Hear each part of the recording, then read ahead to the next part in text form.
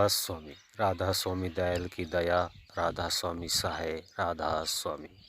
प्यारे सत्संगी भाइयों बहनों, आप सुन रहे हैं परम संत सतगुरु ताराचंद महाराज जी का 5 मई 1996 प्रातः का सत्संग।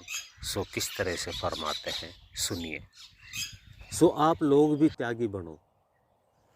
अब राजा ने उससे कहा कि मैंने उस वक्त तुझे 10,000 रुपये की थैली दी थी, आज तू क्या मांगता है? राजा आज तो मैं ज़्यादा से ज़्यादा 100 रुपये ही दे दूंगा बस।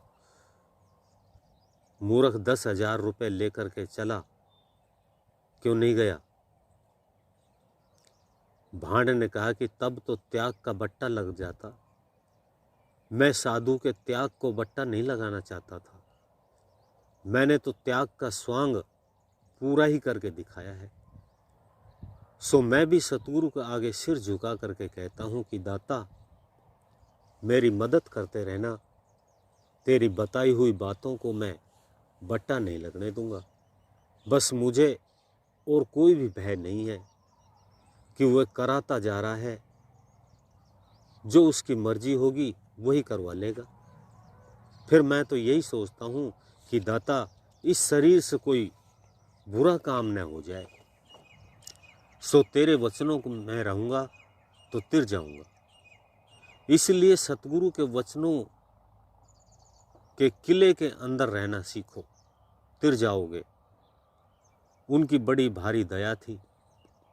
अब राजा ने उससे कहा कि ये तो स्वांग तुमने दिखा दिया, मैं तो योगी का स्वांग देखना चाहता था। आपने उसके लिए घोड़ा जोड़ा मांगा था। भांड ने कहा कि वह स्वांग भी दिखाऊंगा, ठहर जाओ। वह समाधि लगा करके बैठ गया। तुमने महाभारत सुनी होगी, द्रोणाचार्य का लड़का अश्वत्थामा था। उसने तीर तो छोड़ दिया, पर वह उसको उल्टा लाना नहीं जानता था। अब उसकी दुर्दशा हुई। तो इसी तरह से तीर तो चढ़ाना समझ गए और उसको छोड़ना नहीं सीखा, तो समझो सतगुरु पूरा नहीं मिला। पूर्ण सतगुरु जब मिल जाता है तो वह सूरत को चढ़ाना भी बताता है और उतारना भी बताता है, नहीं तो इंसान पागल हो जाता है। सतगुरु पूरा खिलाड़ी होना चाहिए। महाराज फकीर चंद अमेरिका गए थे।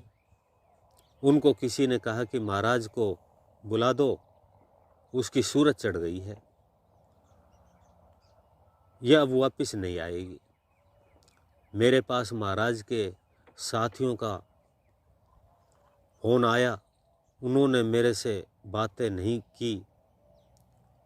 अब बताओ, मेरे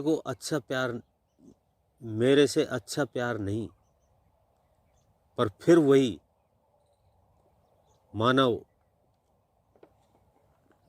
दयाल महात्मा है कि मैंने ही करवाए थे, उनको जल्दी लाओ। यहाँ के आदमी थे पूरे मूंगा और नपुंसक।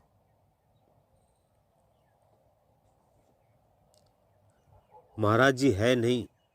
उस वक्त मैं तो घर पे ही था। सो ऐसा हो जाता है, कोई बात नहीं है। तो अश्वत्थामा को तीर छोड़ना आता था, मोड़ना नहीं आता था। इसी तरह से कई योगी लोग भी प्राण चढ़ाना तो सीख लेते हैं, उनको उतारना नहीं सीखते। उस भांड ने अपनी समाधि लगा ली और वह समाधि उतारना नहीं जानता था। और वह बहुत बड़ी बातें नहीं है। सूरत को उतारना और चढ़ाना, ये तो सारे जीवन भर लगे रहो, फिर भी नहीं चढ़ती। और जब चढ़नी होती है तो सतगुरु की दया हो जाती है। तो हमारा अंतकरण जब साफ और निर्मल हो जाता है तो शांति से अपनी आप ही शब्द सुनाई दे जाता है। और अपने आप ही काम बन जाता है। उतारने का जरिया भी साधारण ही है। सुबह भांड समाधि लगा करके बैठ गया। राजा ने देख लिया कि ये उठेगा नहीं। अब उस भांड के ऊपर उसने एक कड़ावा औंधा मार के मरवा दिया और वह राजा भी गुजर गया। उस राजा के बेटे का राज आया तो वह भी गुजर गया। अब उसका पोता गद्दी पर बैठ गया। भांड के कढ़ाव के ऊपर मिट्टी चढ़ गई तो उस जमाने में कोई चीज़ बनाने के लिए खुदाई शुरू करवाई थी। जब उस कढ़ाव के ऊपर गैती लगी और टंकार की आवाज़ आई तो उसके साथ ही भांड की समाधि भी खुल गई।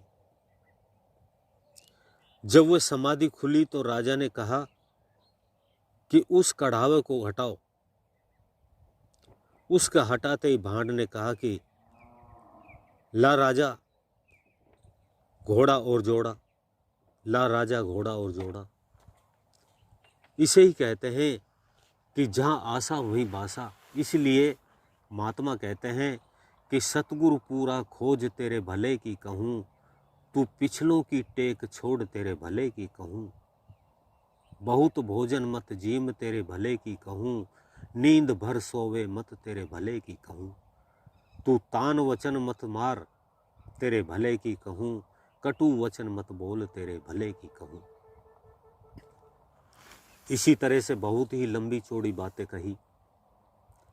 अब उस भांड की तो यही आस थी, यही उसने कहा कि ला राजा घोड़ा और जोड़ा।